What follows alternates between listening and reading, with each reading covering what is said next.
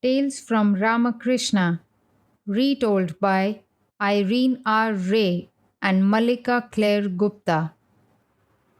The Seven Jars. Many years ago, there was a barber. He was the king's barber. The barber lived with his wife in a small cottage. They were not rich, but they were not poor either. Every month, the king paid the barber his wages, and with this money, they bought whatever they needed. The barber was not happy, however. He wanted to be rich. Save as much as you can, he said to his wife. You ought to have more gold ornaments. When we have saved up enough money, I shall buy you a beautiful necklace. I want you to look like a rich man's wife. So the barber and his wife saved up as much money as they could spare. When they had enough, they went together to the goldsmith and bought a gold necklace. The barber's wife was very pleased. Now you begin to look like a rich man's wife, the barber said to her. The barber was still not satisfied, however. He often wished he could somehow get more gold. One evening, he went out for a walk in the woods near his home. He sat down under a tree and, as usual, began thinking about gold. I wish I could get more gold, he thought to himself. At that moment, the barber heard a voice. It seemed to come from the top of the tree. Barber, barber, called the voice. Do you want to be rich? Do you want gold? Yes, yes, cried the barber. That's right. I want to be rich. I want gold. How much gold do you want? Asked the voice. Do you want 7 jars of gold? Yes, yes, cried the barber. 7 jars, that's right. I want 7 jars of gold. All right then, the voice replied. Go home, barber. You will find the 7 jars waiting for you there. The barber jumped up at once and ran towards his cottage. Can it be true? He asked himself. Perhaps I am only dreaming. 7 jars of gold. Just think of it. The barber ran all the way home.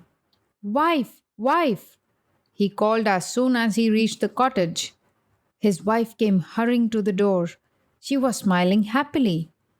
Wife, have you seen anything? He asked. Come and see, she cried. She led him into the room. Yes, there they were on the floor. 7 jars. Do you know what is inside these jars, wife? The barber said. Gold, my dear, gold. Let me show you. The barber picked up the first jar and took off the lid. Sure enough, it was full of gold. You see, wife, cried the barber, we are rich. We have 7 jars full of gold. Feeling happy and excited, the barber began to dance round the room. His wife sat on the floor near the jars and one by one took off their lids to see the gold inside. 1, 2, 3, 4, 5, 6. She counted as she took off each lid. They are all full of gold, she said. How wonderful! As she took the lid off the 7th jar, however, she gave a cry of surprise. The 7th jar was half empty. This one is half empty, she cried. What is this? Exclaimed the barber. How is it this jar is half empty? The barber and his wife sat gazing sadly at the 7th jar. Well, well, it can't be helped, I suppose, said the barber at last. But why should we keep this jar half empty, wife? Let us fill it up so that it is like the others. Fill it up, said his wife. What shall we fill it up with? Why, gold, of course, answered the barber. Where shall we get so much gold from? His wife replied. Well, we must save more money, the barber said.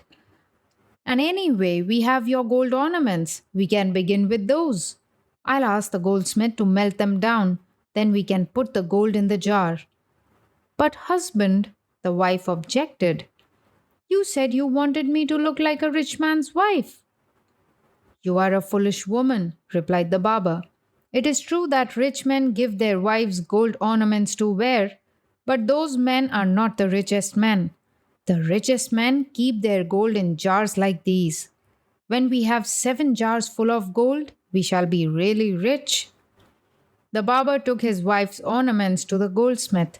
The goldsmith melted them down, and the barber put the gold in the 7th jar. The jar was still not nearly full, however. Don't spend so much money, wife, the barber said.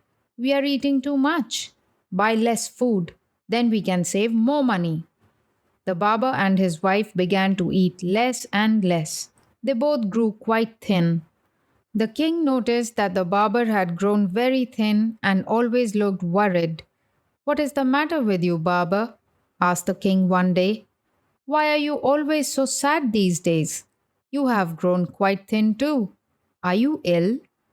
No, no, your majesty, replied the barber. I am not ill. I am worried about money, that's all. I see, replied the king. Do you need more money? Yes, more money. That's what I need, answered the barber. Well, the king said, I'll double your wages. Will that do? Oh, thank you, your majesty, the barber exclaimed with joy. Now everything will be all right. The barber began to save more and more money. He bought more and more gold, but still the 7th jar was not filled. Buy less food, the barber told his wife. How can we buy more gold if you spend so much money on food? The king noticed that the barber still looked sad and worried. Barber, said the king one day, I have doubled your wages, but you still look very worried. You are getting thinner and thinner. What is the matter? The barber did not know what to say. How could he explain to the king that he wanted gold? More gold. Nothing but gold. He had told no one about the 7 jars. Suddenly the king spoke again. I know what it is, cried the king. It is the 7 jars. You have received the 7 jars, haven't you? The barber was astonished. How did you know, your majesty? He asked. The king laughed. I know, he replied, because I was once offered those jars. I heard a voice in a tree offering them to me. Didn't you accept them then? Asked the barber. Yes, I did, replied the king. But I knew at once that something was wrong. The voice offered me 7 jars full of gold, but I found that the 7th jar was half empty. That's right, cried the barber. The 7th jar is half empty. So I went back to the voice in the tree, the king went on. The 7th jar is half empty, I said. That's right, replied the voice. The 7th jar is always half empty. What happened then? Asked the barber. Then, the king went on, I asked the voice if the gold was to be spent or kept in the jars. And what did he reply? Asked the barber eagerly. He did not reply at all, answered the king. So then I went home and I sat down and thought about those jars. Yes, said the barber. Suddenly, the king went on, I understood what the voice meant when he said, the 7th jar is always half empty. He meant that however hard I might try to fill it, it could never be filled. I saw then that it was a trap to catch me, to make me desire more and more gold. Since the jar could never be filled, my desire for gold would never end. A trap! Exclaimed the barber. Yes, continued the king, it was a trap, but I saw through it. I was not caught. The 7th jar was the jar of desire, you see. The more you get, the more you want, and there's no end to it. How did you get out of the trap then? Asked the barber. It was very simple, replied the king. I went once more to the tree and I said to the voice, Take back your 7 jars of gold. I don't want them. And what happened? Asked the barber. All right, the voice said, answered the king. I will take them back. And when I reached home, the jars had gone. So the seventh jar can never be filled, said the barber thoughtfully. Are you quite sure, Your Majesty?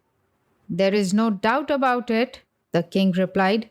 Give back those jars, Baba, before it is too late. You are thin and ill. What good can come of this great desire for more and more gold? Give back those jars, I say, before you fall into even greater trouble. The barber was very frightened by the king's words. He ran at once to the tree in the wood and asked the voice to take back the 7 jars. All right, I will, replied the voice. When the barber reached home, the 7 jars had vanished, and with them, of course, vanished all the gold that the barber had saved and all his wife's ornaments.